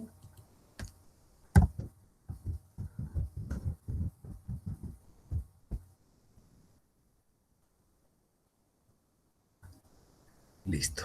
Bueno, ya está. Volvemos a nuestra tarea. Esperamos terminar esto. Todo esto son, por supuesto que no pretendemos, y obviamente se los quiero decir con toda realidad, no pretendemos que ustedes sean unos perfectos electricistas. Lo que pretendemos es de que ustedes tengan un concepto sobre la electricidad y conozcan los elementos que existen. La práctica los va a inclinar por una u otra cosa. Si ustedes en el momento que ejecuten su vida profesional y estén digamos, en las edificaciones, obviamente van a necesitar de todos sus recursos. Y no es palabrería, sino es simplemente realidad. O sea, se aprende más a veces uno en la práctica, pero se aprende equivocadamente cuando no se tiene conceptos. Entonces, lo que pretendemos es que ustedes tengan muchos conceptos, tengan un documento que les pueda servir en la práctica, que ustedes puedan ir a ver capacidades, consultar, tener ese es el afán de darles abundante información. No pretendemos que toda la información pues sea condensada en un curso, ¿no? Es difícil, si no nos demoraríamos enseñándoles muchas cosas en este tema. Pero bueno, es la pretensión que tenemos de que ustedes tengan todas estas herramientas para desarrollar su trabajo, ¿no? Muy bien. El siguiente es el interruptor diferencial. Fíjese, así como había el termomagnético, ha aparecido el diferencial. Solamente tiene una década de aplicación en el Perú y realmente 5 años de exigencia, así como las reglas de tránsito, 5 años de exigencia real en el Perú. Y han tenido una gran aceptación. Al comienzo, las proposiciones de poner estos interruptores, las personas de la construcción, los que son de los locales comerciales y todos se oponían a poner los diferenciales porque les significaba un costo mayor, porque había que gastar y eso no estaba, que si ya la instalación funcionaba con su termomagnético para aquel diferencial, pero poco a poco se ha ido tomando concepto de que estos elementos protegen a las personas. Este elemento sí es una protección directa para las personas, no para las instalaciones. El termomagnético protege las instalaciones para que no se deteriore sus cables, para que no se malogren sus interruptores, para que no se malogre la infraestructura que usted ha gastado en equipar, sus lámparas, sus artefactos, todo no se malogren con el interruptor termomagnético. Pero el diferencial no protege nada de las instalaciones, sino protege a las personas. ¿Cómo las protege? Evitando que si hay una falla del aislamiento de cualquier elemento instalado, conectado en un circuito, inmediatamente el interruptor va a abrir ese circuito y va a impedir que la persona continúe manipulando eso y se electrocute. Entonces, inclusive, si hay una falla que es durante un momento que nadie está utilizando nada, cuando va usted a querer conectarse a un tomacorriente y no tiene energía, obviamente el interruptor diferencial puede haber fallado por alguna situación que ha detectado. Inclusive hay digamos, normativa internacional mucho más avanzada en este tema, donde se ponen inclusive hasta diferenciales por cada tomacorriente. Cada tomacorriente tiene un diferencial en el dado que tiene. O sea, fíjese, el progreso que se tiene sobre esta protección no es solamente el hecho de ponerlo por ponerlo y que tiene tal valor y yo lo pongo en mi tablero. Tiene una función importante. Entonces, eso es lo que más debemos tomar como concepto, ¿no? Entonces, en el Perú ya se ha implementado, tiene mucha utilización y en las viviendas, en todos los circuitos, en todos deben haber diferenciales. Salvo que sea para un subtablero, no hay diferencial. Pero ahora, inclusive hasta en las edificaciones de edificios, se está pidiendo diferenciales para los extractores de aire, diferenciales para los ascensores, diferenciales para diferentes elementos. Entonces, es un sistema que ha ido tomando cuerpo y ha ido aplicándose en todas las instalaciones, ¿no? Hay 2 tipos de diferenciales, uno que tiene una sensibilidad de 30 miliamperios. Hay que ver que los diferenciales que los vemos aquí, como los ve aquí, acá están, ¿no? Estos diferenciales, si obviamente mi interruptor termomagnético que forma parte de mi sistema, ¿no? Voy a volver acá, bueno, insisto siempre en esto porque a veces es difícil de entender. Si yo tengo como consecuencia que están los 2 puestos en serie, en la misma dirección, ¿no es cierto? Si yo tengo que este elemento termomagnético es de 15 amperios, obviamente la corriente eléctrica que va a pasar por acá será máximo 15 amperios. Y el diferencial debe permitir ese paso de corriente, pero debe censar una falla que oscile en 30 miliamperios. Esta es su sensibilidad y esto es su capacidad nominal para el paso de la corriente. Este es, en cambio, la sensibilidad para la falla. Entonces, cuando usted lo ve acá en esta denominación, une la capacidad que tiene que ser mayor o similar a la del termomagnético. ¿Y por qué no es igual? Esa es la pregunta que se hacen muchos alumnos, personas.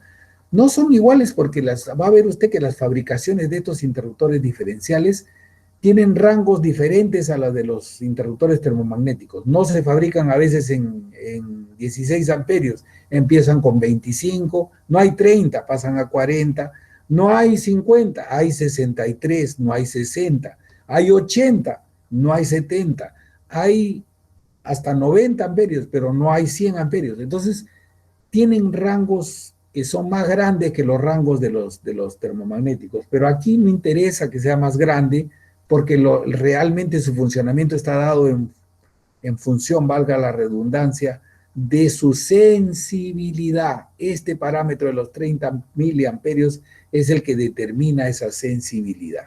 Vamos a ver acá, lo vamos a ver acá, ahí está.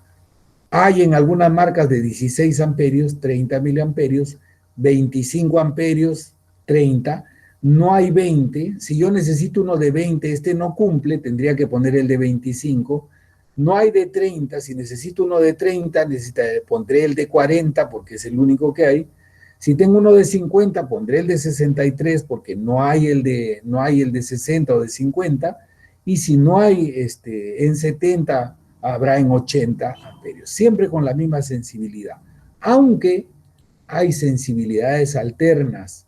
Por ejemplo, hay una en 300 miliamperios, que esa sirve para colocar en aparatos especiales. Por ejemplo, si yo coloco un ascensor, si le pongo una sensibilidad muy fina como la 30 miliamperios, el ascensor se puede parar en cualquier rato, porque cualquier fallita se separa el ascensor, lo deja a las personas a medio recorrido. Para eso se protege al sistema ya con una protección más amplia que se llama la de 300 miliamperios.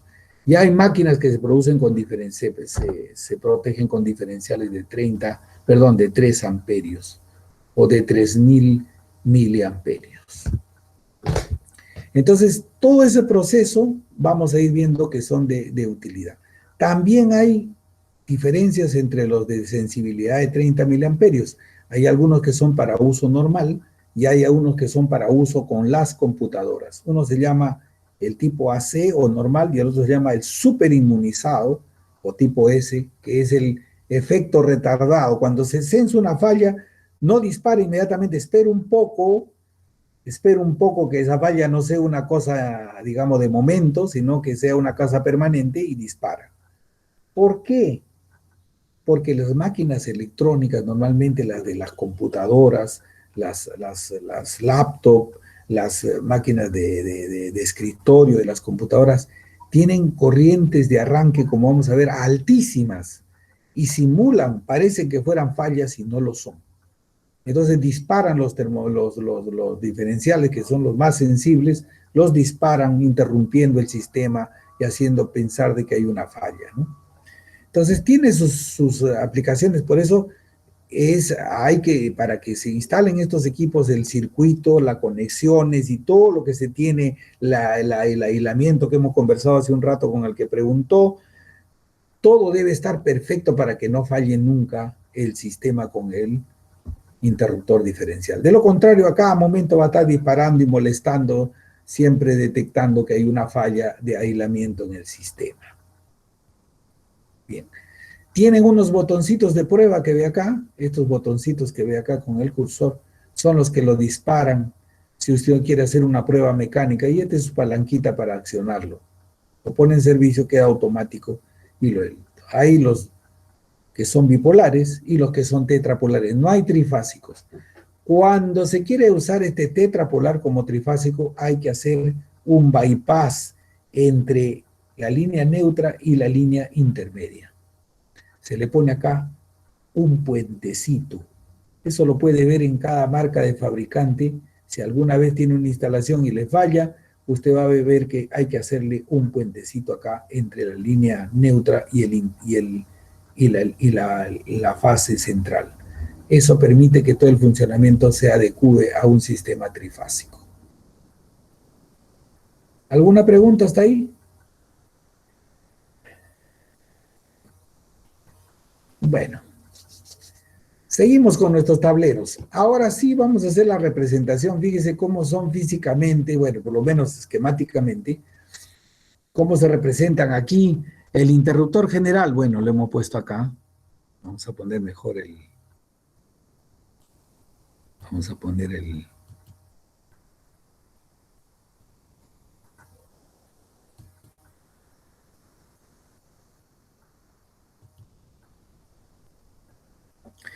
El interruptor general que está acá, ahí lo tiene. El circuito número 2x15 acá, el otro 2x15 acá, todos los termomagnéticos que están alineados aquí están puestos arriba. 1, 2, 3, 4, 5, 6, 7, 9, 10, hasta aquí. Todos en esta lista. Y los diferenciales pueden tener dos posiciones, una que se coloquen acá abajo, como usted ve, acá, en 2 filas o 3 filas, dependiendo de la necesidad y cantidad, o que se coloquen a continuación aquí, haciendo que el tablero sea más ancho.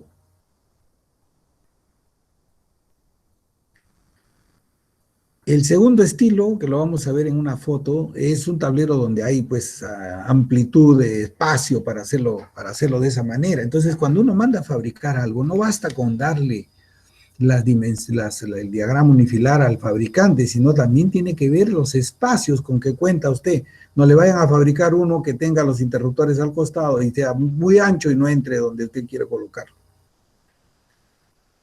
Todos esos problemas son parte de este sistema que se llama el plano mecánico. O sea, de este diagrama sale un plano de montaje mecánico como este para saber cuál es la dimensión real del tablero. Acá está la platina de tierra, los diferenciales, los interruptores termomagnéticos, las platinas de cobre y los espacios para hacer que corresponden a cada uno de estos interruptores. Esto es esto y esto es esto. ¿Correcto? ¿Alguna pregunta? Muy bien. Ahora vamos a hacer el sistema de los polos. Lo decimos acá, solo para tableros que no son autosoportados. ¿Y por qué? ¿Por qué esto? Porque los autosoportados normalmente tienen esos interruptores grandazos que usted ha visto, esos de 35 kiloamperios, 16 kiloamperios, esos interruptores, y esos obviamente no se guían por el número de polos, tienen diferentes dimensiones y no siguen un patrón de fabricación que sean para todos igualitos. O sea, el interruptor de 400 amperios no es de la misma dimensión que el interruptor de 250, ni de 200, ni de 160. A pesar de que hay rangos en esas fabricaciones, pero son distintos. Y entonces no hay polos allí. Solo hay polos para los interruptores que son para los sistemas que son menores, que no son tableros autosoportados. Y entonces, los nombramos así. Cada interruptor monofásico, 2 polos. Ya lo hemos dicho. Cada trifásico, 3 polos. Cada tetrapolar, 4 polos. Cada interruptor diferencial monofásico, 2 polos. Cada interruptor diferencial trifásico, no hay trifásico realmente, 4 polos. Porque cada uno de esos ocupa un espacio. Entonces hacemos el ejemplo de los polos en el tablero ST2, acá. El interruptor general no interesa su capacidad porque todos tienen las mismas dimensiones. 3 polos. A ver. El interruptor general, 3 polos acá. 3 por 60. 3 polos. Ahí está. 16 circuitos monofásicos de dos polos. A ver. 16 monofásicos de 2 polos. 1, 2, 3, 4, 5, 6, 7, 8. 10, 11, 12, 13, 14, 15 y 16. 16 monofásicos de 2 polos. ¿Ya lo vio? ¿Ahí bien? 2 espacios de reserva. Ahí me olvidé de decirles que todos los tableros deben contar con 2 espacios de reserva como mínimo. Pueden tener más, pero lo mínimo es 2 espacios de reserva. Eso quiere decir que tiene, si son todos los circuitos son monofásicos, tendrá 2 espacios de reserva monofásicos. Si todos son trifásicos, tendrá 2 espacios de reserva trifásicos. Bueno, también se cuentan como espacio, 2 espacios. ¿Alguna pregunta? Ingeniero. Dígame. Sí. ¿Los espacios de reserva, en qué caso se usan? Mire, normalmente una instalación está planificada para que no sea, digamos, con una planificación, con un plano y todo, ¿no? Pero de repente al dueño de la casa se le ocurre, no, quiero poner una nueva maquinita acá que me voy a comprar, un aire acondicionado, una cosa nueva que no esté en el plano. Pues ahí tendrá un espacio para poner un interruptor y de ahí conectarse al aire acondicionado. No se prevé. Claro, pero hoy. No se utilizan, o sea, son solo espacio, no es equipo. No hay equipo. Solo se instala cuando usted va a decidir poner algo ahí, poner un interruptor adecuado para eso.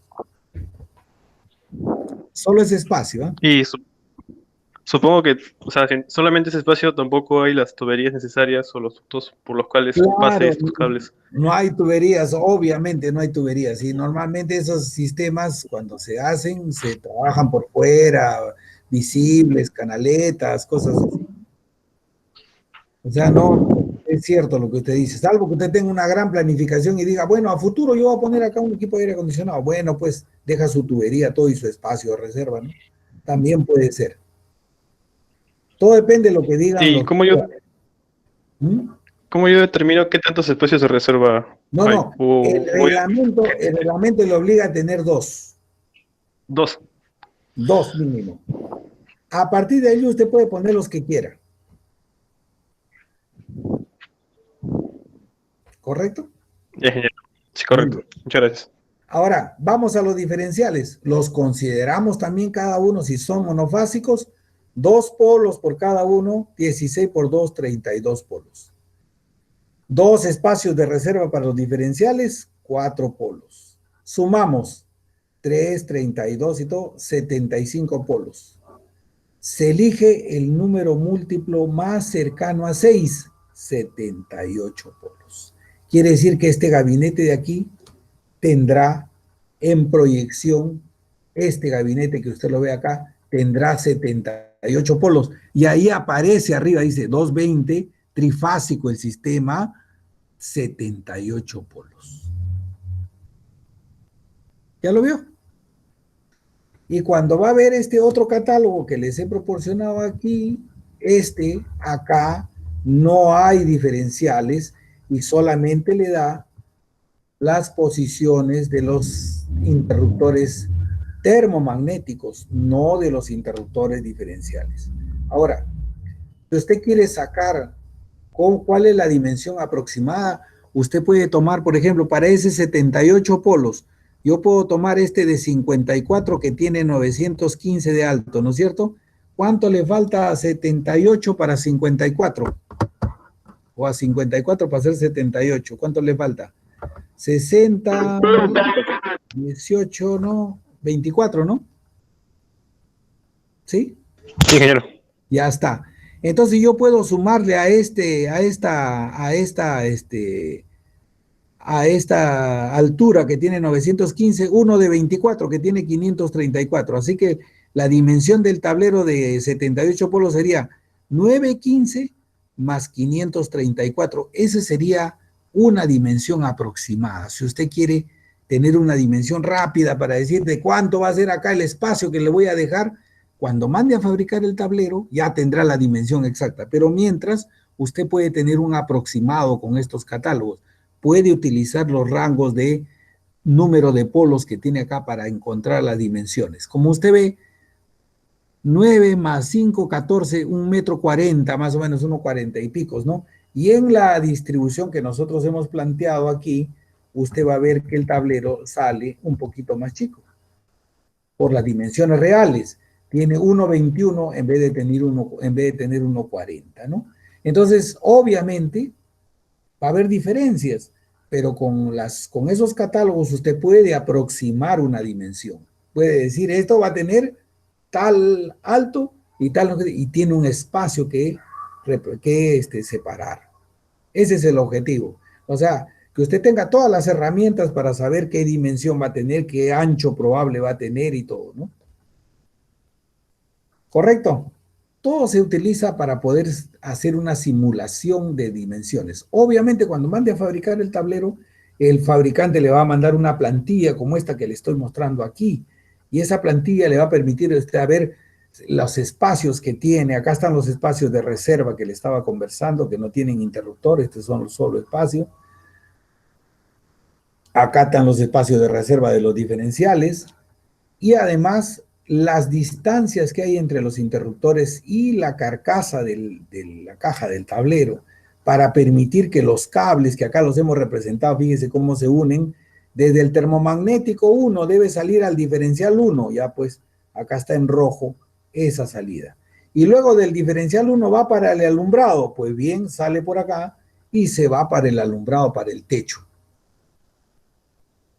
Y si usted junta todos los que van para el techo y todos los que van para el piso, que son los tomacorrientes, las otras máquinas que tiene, usted va a encontrar acá una cantidad de tubos aquí puestos y una cantidad de tubos acá arriba para poder alimentar a todos esos circuitos de manera independiente. ¿Entendido? ¿Alguna pregunta? Ingeniero, una pregunta, no lo entendí muy bien la parte. ¿Cómo yo sé qué tipo de interruptor tiene que ir? O sea, ¿qué tipo de amperaje? No. Eso todavía lo vamos a dimensionar. Lo que yo les quiero demostrar aquí es que todos ellos tienen la misma, un polo representa una dimensión, están estandarizados todos, sea de cualquier capacidad. Después vamos a ver cómo usted selecciona cada uno de los interruptores. Eso es otro paso, ¿ya? Ahorita físicamente nada más, usted lo arma físicamente, tiene un diagrama, lo arma así, arma la parte mecánica, pone todo, usted no sabe nada del diseño. Ahora después va usted a hacer la selección. Ese es otro proceso, ¿ya?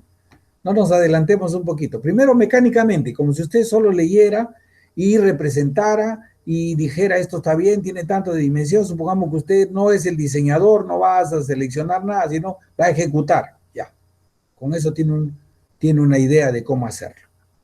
¿De acuerdo? Ahora, pero de todas maneras le vamos a enseñar cómo seleccionar, ¿eh? Ingeniero. Sí, dígame. Si estos espacios están ya estandarizados, entonces en mi espacio que va a tener mi interruptor turbomagnético de 32 amperios va a ser el mismo espacio que uno de 20 amperios. Sí. Lo único lo que cambia es lo que está dentro. Lo que está dentro. Exactamente. En todas las marcas y modelos. Ingeniero, muchas gracias. Ya, eso es importantísimo porque a veces uno dice, no, este va a ser más robusto, más grande. Hasta en precios, mire usted. Uno de 15 amperios vale lo mismo que el de 20, el de 30 igual que el de 40, el de 50 igual que el de 60, y así se venden comercialmente de una manera, ¿no? De precios similares, ¿no? ¿Correcto? Muy bien. Ingeniero, disculpe. Dígame. Y las instalaciones antiguas que tienen cuchilla, o sea, dice que estos tableros de aquí están conectados unas tuberías, ¿no? Unos tubos. Entonces, pero en las de cuchilla creo que no tienen esas tuberías. ¿Se puede modificar o...? Claro, bueno, mire usted, normalmente las instalaciones antiguas, las que tienen esos seccionadores de cuchilla con su fusible, eran cuando la instalación eléctrica no tenía ninguna importancia y tampoco le daban ninguna seguridad, porque usted tenía una solo interruptor o 1 y 2 salidas, uno para el primer piso, otra para el segundo piso, y en la primera salida estaban todos los tomacorrientes, estaban todos los alumbrados y todo estaba en conjunto y usted no sabía si fallaba algo, qué fallaba. Obviamente ese concepto ha ido cambiando en el tiempo, ya no podemos seguir con eso, ese es el atraso de las instalaciones. Hoy día están separados, como usted los ve en el planteamiento nuevo, pero lo que tiene usted antiguo, pues, puede tratar de separarlo, puede tratar de cablearlo de nuevo. separar los circuitos de alumbrado de los de tomacorrientes. Ese sería el primer paso. Para eso usted tiene ya dos. Si tiene, por ejemplo, un primer piso, podría tener hasta dos circuitos, uno solo de alumbrado, uno de tomacorrientes. Antes tenía uno solo. Puede tener un interruptor general que no tenía antes y que era parte también de esa instalación. Puede tener para el segundo piso otro termomagnético para el alumbrado, otro para el tomacorriente, y arma usted su tablerito con su número de polos, y si quiere usted le agrega los diferenciales y con eso tendría la protección del sistema. Se puede reformar, no hay ningún problema.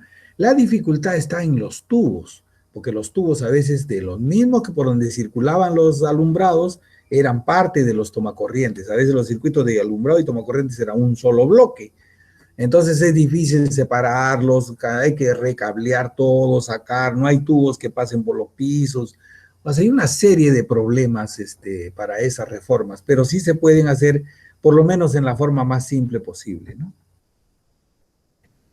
Bien. Por supuesto que no se compara, ¿no? El de termomagnético y el de cuchilla, pues el termomagnético es un interruptor automático que ante una falla dispara inmediatamente. El de cuchilla le quema el fusible y usted, si no sabe cambiarlo, se queda sin energía todo el día. En cambio, el interruptor de termomagnético pasa la falla, usted lo vuelve a reponer tranquilamente y vuelve a funcionar otra vez. Y si sigue la falla, va a volver a disparar instantáneamente. O sea, no tiene vuelta en el sentido de que está un rato funcionando y después se corta otra vez. No, ese instantáneamente va a tener la falla. Y el diferencial también, ¿no? Muy bien. Acá algunas muestras. ¿Alguien quiere preguntar algo? Sí, lo escucho, dígame. No, le digo gracias ya. por la explicación. Está bien. Fíjese, seguimos con esto porque es un proceso en realidad y se va a utilizar siempre. Estos son los planos que se piden de desarrollo. Este es parte de un trabajo que se hizo acá en la UNI para los edificios que se están construyendo.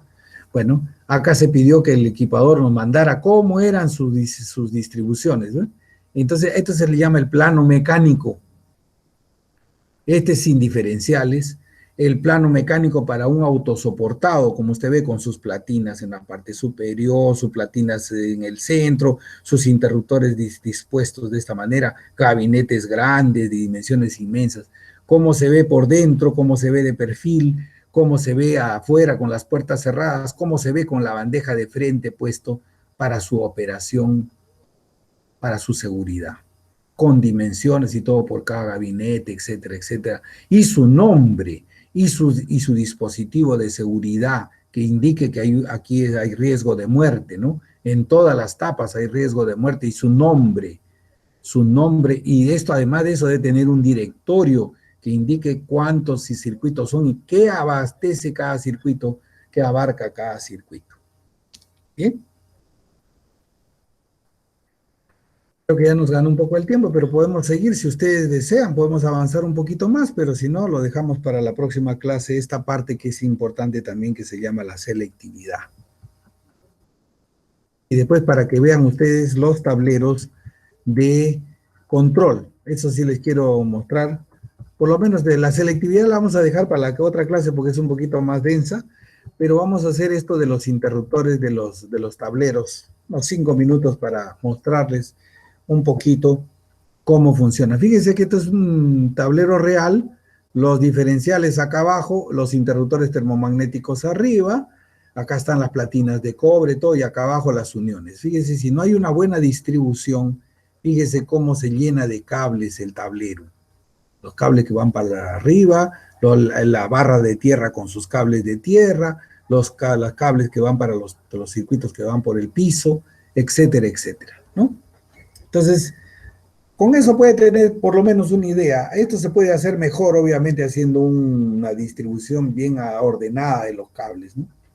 Muy bien. Dentro de los procesos que ustedes van a tener, vamos a tener estos tableros que se llaman los tableros de control. Sobre todo los tableros de control del agua. Son los más recurrentes, son los que más existen en los edificios. Los tableros simples de control son estos que controlan, por ejemplo, a una sola electrobomba, tienen una cisterna y tienen un tanque elevado. El concepto fundamental de instalar este elemento de control automático significa que yo tengo las protecciones que estamos hablando, un termomagnético, ahora un diferencial, en este caso no se ha puesto, pero se necesita un diferencial, y a partir de allí la alimentación al motor.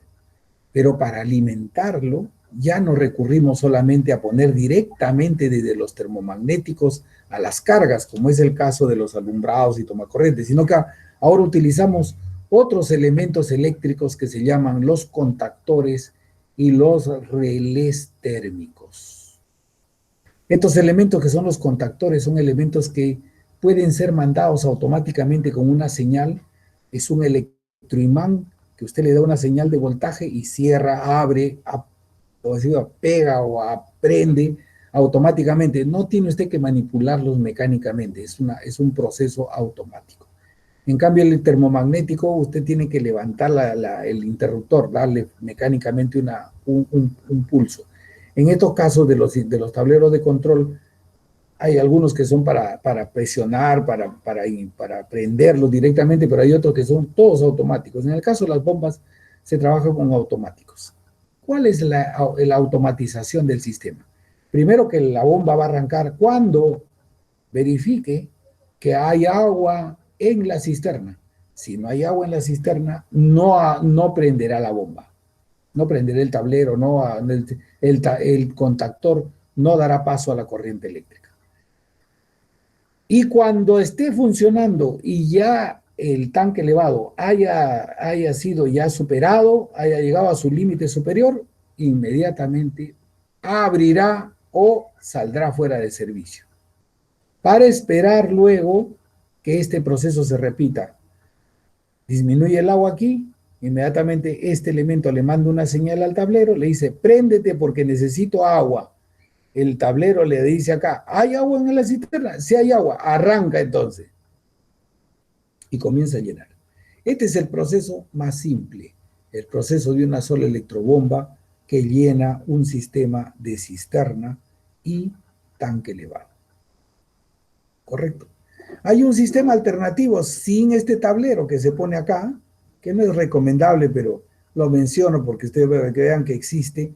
Este sistema también existe, interviniendo como si fuera una de las líneas, fuera un interruptor simple. Pasa por aquí, regresa hasta abajo, regresa hasta el interruptor de acá y regresa a la bomba y puede encender.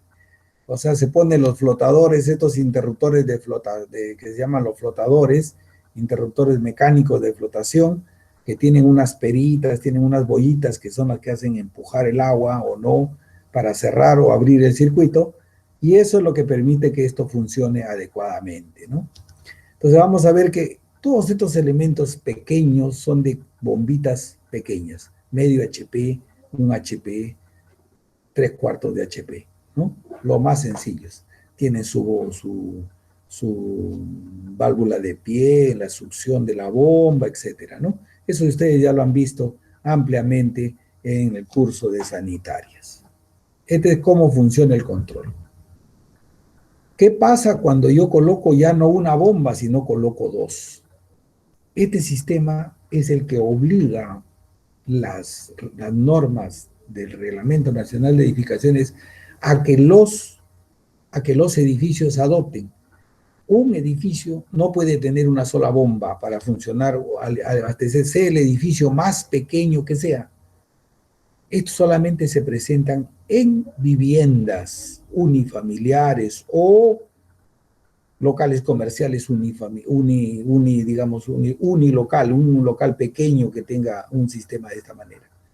Pero en los sistemas de viviendas multifamiliares, todo tiene que ser con dos bombas, y ahora dos arrancadores, dos interruptores, con dos relés térmicos. ¿Para qué? Para que cada bomba trabaje en un momento determinado, por eso se llama alternado. El sistema de control le permite que arranque la primera bomba si es que existe agua en la cisterna, si es que necesita agua en el tanque elevado. Arranca, abastece de agua, apaga porque ya terminó su proceso, y en la siguiente vez que quiere necesidad de tener agua, ya no arranca la primera bomba, sino arranca la segunda. Ese se llama el proceso de alternado. Usted puede manejarlas alternadamente acá en forma general, una por una, con sus señales de que si están prendidas, apagadas, etc. Todas eso son sofisticaciones que se tienen sobre el sistema. Puede ser muy simple, como en este caso, puede ser muy sofisticado, con una cantidad de controles aparte, ¿no? Pero el principio es el mismo de la alternancia. Prende una, apaga la otra, prende la otra, apaga la otra, no funciona, y así van, nunca funcionan las dos a la vez. De tal manera que le permite que el sistema tenga una posibilidad de que si se malogra una bomba, la otra siempre va a funcionar. Es un sistema creado para eso, se llama un sistema de alternancia. Cuando no se quiere utilizar tanque elevado, hay algunos lugares que no se, diseños que no se tiene tanque elevado, se utiliza un sistema auxiliar que se llama el tanque hidroneumático. ¿Qué es el tanque hidroneumático? Es en realidad un tanque cerrado completamente que tiene dentro un globo, un bladder, como le llamábamos antes de la pelota, un globo de aire, que cada vez que esta bomba meta agua dentro de ese tanque va a empezar a hacer presión, presión, presión, presión, presión, hasta que llega a un punto donde se apaga esta bomba y abre la válvula de aquí, comienza a funcionar y entregar la presión necesaria para funcionar. Es un sistema alternativo para lo que cuando no se quiere tener control, perdón, tanque elevado. Pero no es asequible más que para locales o edificios pequeños. Hace mucha bulla, tiene, digamos, funciona a cada momento, cada vez que alguien entra al baño o abre un caño, inmediatamente se desbalancea el sistema y otra vez prende y prende y prende. Es un sistema que no acaba nunca de parar y a veces molesta mucho. Y las capacidades también de los tanques, algunos son muy grandes, pero no son pues asequibles con los sistemas más modernos que vamos a ver ahora. Esto está limitado a pequeñas instalaciones o instalaciones individuales. Así como tiene control arriba, el control de la tanque elevado, acá también tiene un control de presión del agua interiormente en el tanque. Tiene un presostato de control que es el que manda a prender, apagar la bomba o las bombas alternadamente. También es un sistema de alternancia, también tiene controles sobre la cisterna y sobre el tanque hidroneumático. Trabajan normalmente en rangos, como se lo ha dicho seguramente el ingeniero Wari, trabaja en rangos de 40 a 60 PSI, o sea, es más o menos su rango de trabajo normal para las instalaciones sanitarias. Este es el sistema más moderno, el sistema que se llama de presión constante y caudal variable. Puede ser un sistema de 3 bombas con su tanquecito de compensación, parecido al hidroneumático, pero muy pequeñito, no tiene la misma función, o puede ser un sistema de 2 bombas. Normalmente cuando son de 3 bombas, trabajan 2, descansa una. En la siguiente, las 2 que trabajan son, vamos a decir, primero trabajaron la 1 y la 2, descansó la 3. Siguiente proceso, la 2 y la 3, descansa la 1. La siguiente proceso, la 3 y la 1, descansa la 2. Y así se van rotando. Estos sistemas tienen muchas variantes, son manejadas por un proceso de control del caudal que se da por el control de la velocidad de la bomba. La bomba puede ser controlada en su velocidad y al ser controlada en su velocidad por un variador de frecuencia, se controla el caudal. Hay una relación directa entre el caudal y la velocidad de la bomba. Si usted controla la velocidad, controla el caudal. Y eso es lo que hace este sistema. Pero permite estabilizar la presión de la línea cada vez que ésta disminuye. Entonces, empieza con la bomba base, empieza a funcionar una. Si necesita más caudal, arranca la 2 y las 2 trabajan en paralelo. Y ese cálculo de estas 2 debe ser suficiente para que funcione todo el sistema. La tercera no debe funcionar más que como alternancia o como stand-by. Tiene variantes importantes, mire. Puede usted seleccionar un tablero que tenga solo un variador, puede tener un tablero que tenga 2 variadores de frecuencia, puede tener un tablero que tenga 3 variadores de frecuencia, una por bomba.